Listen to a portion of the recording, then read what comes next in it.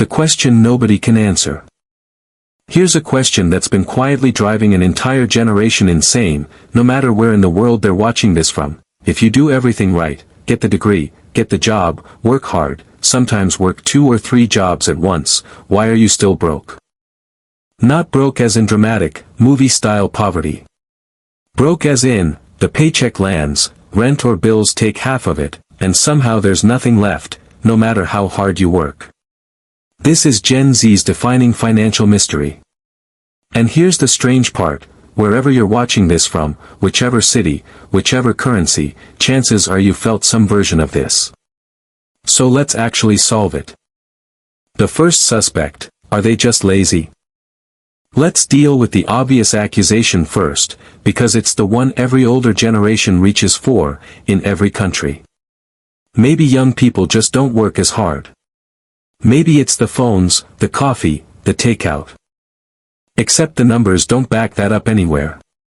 This is, on paper, the most educated generation in human history, in almost every country you can name. Nearly 70% of young people surveyed say they've actively cut back spending, dropped social plans, or picked up extra work just to stay afloat. In Kenya, over 70% of young people run some kind of side hustle on top of their main income. This isn't one culture's laziness. It's a near-universal pattern of people working harder and still falling behind. So if it's not effort, what is it? The second suspect, the housing trap. Here's where it gets interesting, because almost everywhere on Earth, the single biggest financial wall young people slam into isn't spending habits. It's the basic cost of shelter. In the United States, the income required to afford a median-priced home has jumped 70% in just 6 years. In the UK, most young people now expect housing to become even less affordable in the years ahead, not more. And in many parts of Africa and Asia, the challenge shows up even earlier in the chain. The fight isn't for a mortgage yet, it's simply for a stable, formal job that pays enough to rent a decent room. Different currencies, different specific numbers, but the same underlying wall everywhere. Whatever a young person earns, the basic cost of a stable adult life has been rising faster than their paycheck. The third suspect, where did all the jobs go? So if it's not laziness, and housing is only part of it, here's the next question. Why does finding a stable job feel harder almost everywhere at once? In the UK, job vacancies recently fell to their lowest level in over a decade, and youth unemployment has climbed to its highest point in more than 10 years.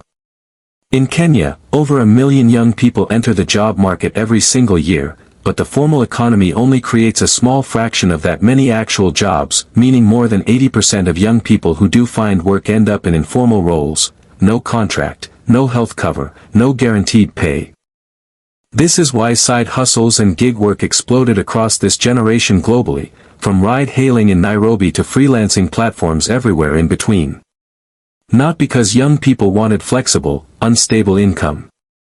Because in many cases, it was the only door that was actually open. As one gig worker put it plainly, there are no jobs, that is why I decided to join. The fourth suspect, the one nobody saw coming.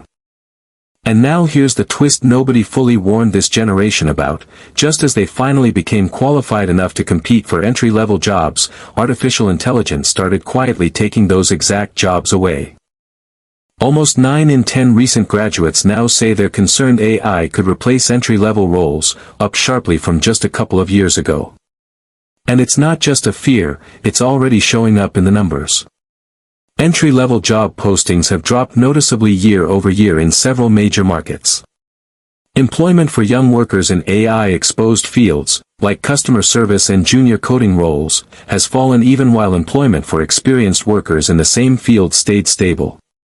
The reason is almost poetic. AI is extremely good at replacing the exact kind of textbook, coded, look-it-up knowledge that entry-level workers rely on, while it still can't replace the years of hands-on judgment that senior employees carry.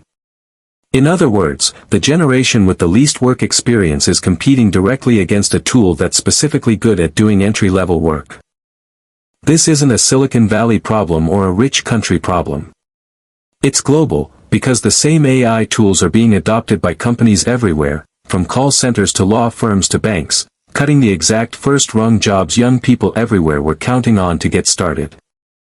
Putting the pieces together.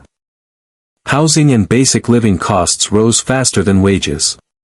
Inflation hit hard right as this generation entered the workforce. Entry-level hiring slowed down even before AI got involved.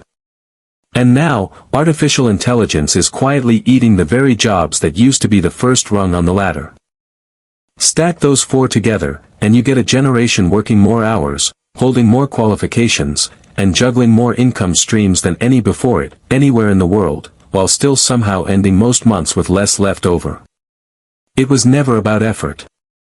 It was about the floor moving beneath their feet faster than they could climb, and now something new is shaking the ladder too.